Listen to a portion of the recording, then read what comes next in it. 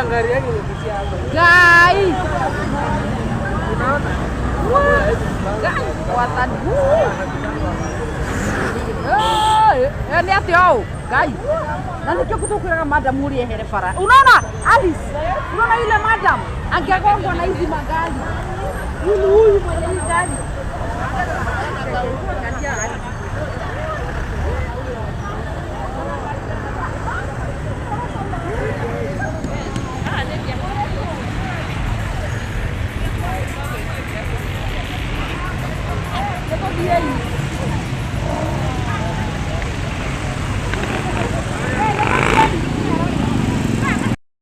Gharama ya maisha, si tulikubaliana? Na niliwaambia ya kwamba tutapunguza fertilizer, ile mbolea. Jameni, watu wa Thika, tumetoa 7,000, sasa ni shilingi 2,500, kwa sababu ndio njia ya kusaidia mkulima ili tuzalishe chakula ya kutosha Kenya, tuondoe aibu ya njaa katika taifa letu la Kenya. Wale jamaa wengine ati wanasema wanataka kupunguza gharama ya unga kwa kuweka sufuria kwa kichwa. Nikuulize wewe mtu ya hapa Thika, tunaelewana? Tuko pamoja? Kwani unga si mnajua inatoka kwa mahindi, na mahindi inatoka shambani, ama mahindi inatoka kwa soko? Si inatoka kwa wakulima shambani? Ndio tumepeleka mambo huko kwa wakulima, tuzalishe chakula zaidi. Na wakulima wetu ni wazalendo na ni watu wa bidii. Wamezalisha ekari 1,200 kuzidi ya mwaka uliopita, na ndani ya mwezi mmoja tutakuwa na chakula ajabu katika taifa letu la Kenya, because our farmers are patriotic. And I want to tell the people of Kenya, we are on the right trajectory, na mambo ya kupunguza gharama ya maisha tunaishughulikia. Mimi nataka niwaambie wale wengine, wacheni kutusumbua na maandamano, wacheni kuvaa sufuria kwa kichwa. Haiwezi kupunguza gharama ya unga, haiwezi kupunguza gharama ya maisha. Hata kwa dawa, hata kwa maandamano, hata kwa uchawi, hata kwa uganga, bei ya unga haiwezi kupungua kwa kuweka sufuria kwa kichwa. Ama namna gani jameni? Ukiweka sufuria kwa kichwa ati bei ya unga ipungue, sio ni ujinga? Si ni upumbavu? Ama ni yote mbili? Yote mbili. Sio kama tumeelewana. Tukakubaliana ya kwamba tutapanga ajira ya hawa vijana. Tuko pamoja? Tukakubaliana vijana wa Thika mko? Mimi nataka kusikia sauti ya vijana hapa Thika. Vijana mko? Vijana mko? Vijana wa Thika mko? Nataka munisikize kwa makini. Sawa sawa? Nataka munisikize kwa makini. Tulikubaliana ya kwamba lazima tupange ajira ya vijana. Tunaelewana? Na tuko na mipango manne, nataka munisikize kwa makini. We have 4 different plans on youth employment. Moja, tukasema tutafanya affordable housing. Mimi nimekuja hapa Kiambu leo. Leo hapa tumeanzisha ujenzi wa nyumba 10,000 hapa Kiambu. Tunataka vijana 20,000 hapa Kiambu watakaofanya kazi ya affordable housing. Vijana wa Kiambu mko tayari? Mko tayari? Mko tayari kwa kazi ya affordable housing? Ama nyinyi ni wale wa kuchagua jembe? Sisi tulikubaliana wera ni wera. Sisi tulikubaliana kazi ni kazi. Hapa tumeanzisha leo 10,000 houses in Kiambu County. We are beginning today. Wiki hii, in 1 week, we have advertised 50,000 houses in Kenya for the young people, because we want to use affordable housing to grow opportunities for jobs for the young people of our country. Vijana tulikubaliana tutapanga ajira, sio? Na ndio sababu nimeweka housing fund kwa budget yetu, na nimeambia wale wadosi kama mimi na hawa wengine, sisi tutalipa pesa ya housing ndio vijana hawa wapate ajira, wafanye mambo ya affordable housing, so that they too can have an opportunity to be the best they can and have an opportunity to work in Kenya. Tunaelewana jameni? Jambo la pili, vijana mnisikize tena kwa makini. tumekubaliana na huyu Alice Ng'ang'a, si ndio? Na wabunge wale wengine wote tumekubaliana ya kwamba tutapanga ICT hub in every ward. Tunataka vijana 500 ama 1000 kwa kila ward wafanye biashara na wafanye kazi kwa ICT hub.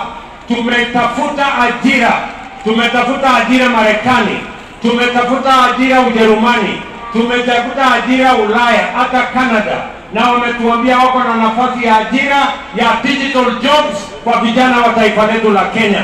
Nauliza vijana wa Kenya na vijana wa Thika, muko tayari kwa digital jobs?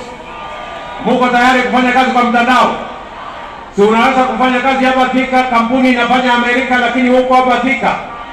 Mimi nataka niwaambie, that is the second avenue we are going to create jobs for the young people of our nation. Tumekubaliana vile vile ya kwamba hapa Del Monte tunaweka special economic zone hapa Del Monte.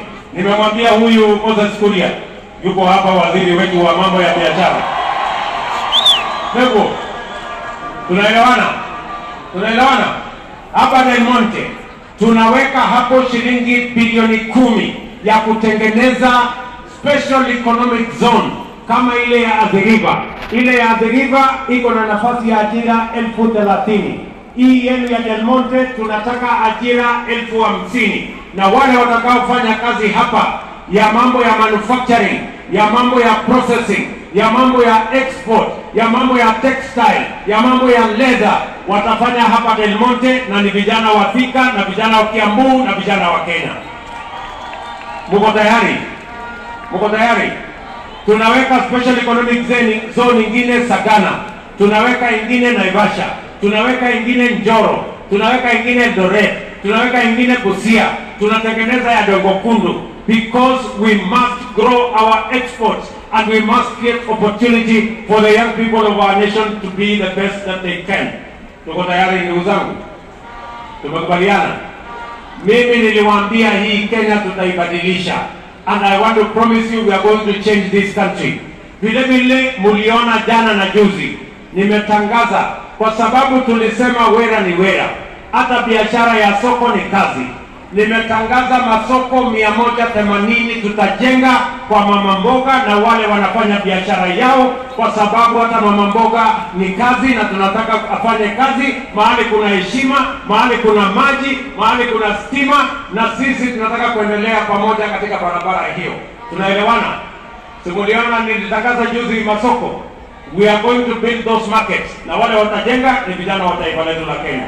Wale watafanya biashara ni wale wanatufanyia biashara pale sokoni. Tumeelewana jameni? Tumekubaliana? Si ndio? Mwisho wacha niwaambie hivi, na nimesema katika hii budget yetu nataka msome vizuri. Ndio unaona watu wengine hatu wanaipinga. Mimi nimesema kwa hii budget hatutakuwa tunaleta chuma ambayo imetengenezwa nchi nyingine, tutatengeneza steel yetu hapa Kenya.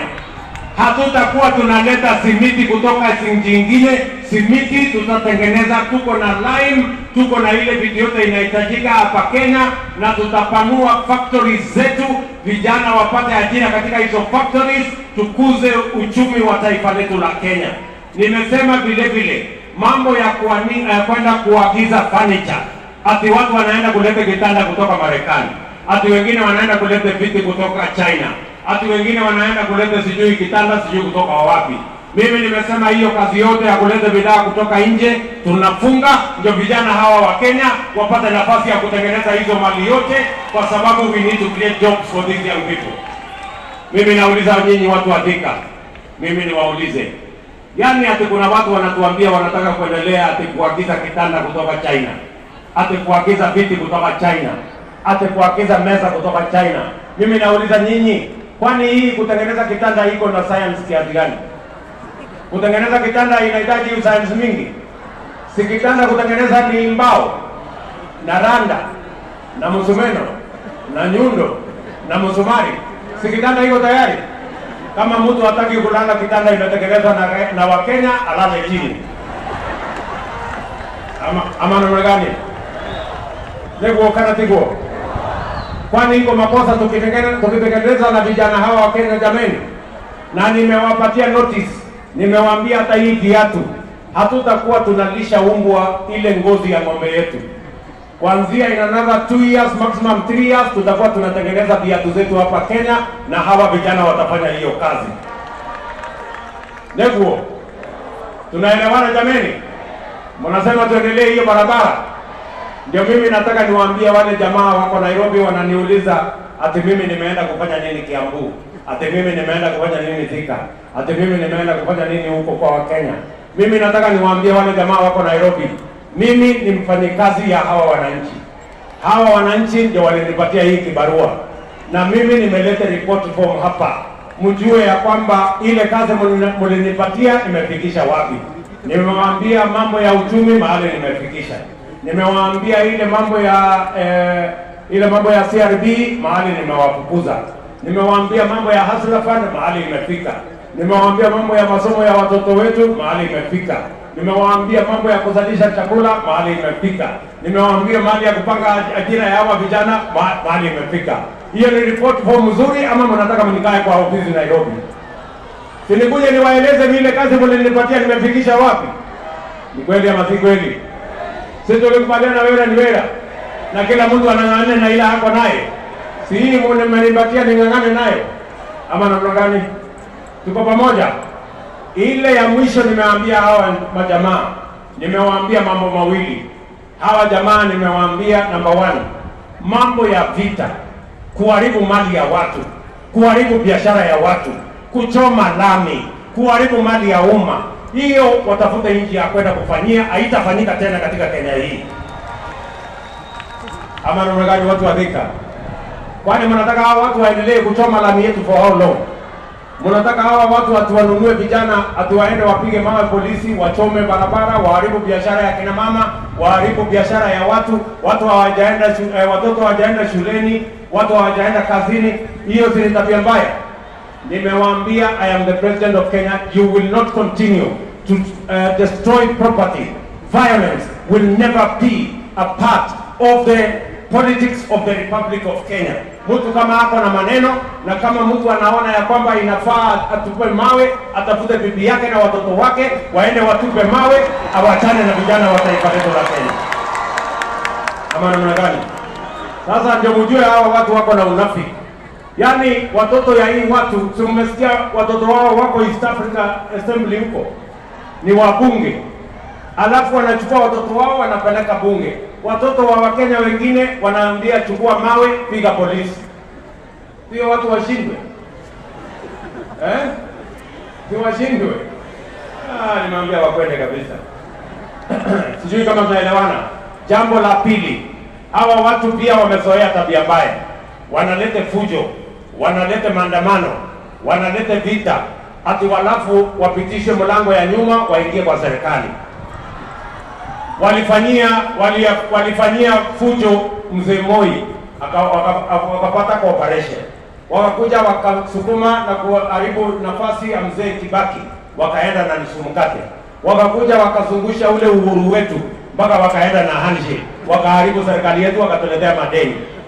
Mimi nawatangazia mchana mapema, hii serikali ya mahasla, hakuna nusu mkate, hakuna handshake. Ama namna gani? Kwani mimi niko na kazi nyingine ya kupatia hawa watu kweli? Si ile kazi imebaki tupangie hawa mahasla nyinyi? Kwani nyinyi hamuhitaji kazi? So mimi nawaambia wale jamaa wasipoteze muda wao ati wanatufanyia maandamano. Wasipoteze muda wao ati tunaongea. Ile mambo ambayo iko Kenya, hawa wananchi walimaliza mambo ya kugawa viti ya wananchi tarehe 9 mwezi wa 8 mwaka uliopita, 1 year ago. 1 year ago, the people of Kenya decided on the leadership of Kenya, and they voted to the man for all the positions that were available. There is no more position for any leader. The only jobs we have is now for the young people of our country to move their progress forward. Tumeelewana? Mimi niwaulize hawa watu, mnataka watuzungushe ati alafu wapate kitu? Mmesemaje watu wa Thika? Tunawaambia hakuna handshake. Tunawaambia hakuna mambo ya nusu mkate. Hebu nione wale wanasema hiyo story hawataki kabisa. Basi. Hadi kwa maneno mengine. Si tusonge mbele. Ama namna gani? Sasa watu wa Thika, mnajua hii kazi ni kazi kubwa na ni kazi ngumu. Niko na muungwana ambaye ananisaidia kusukuma hii kazi. Anaitwa Riria.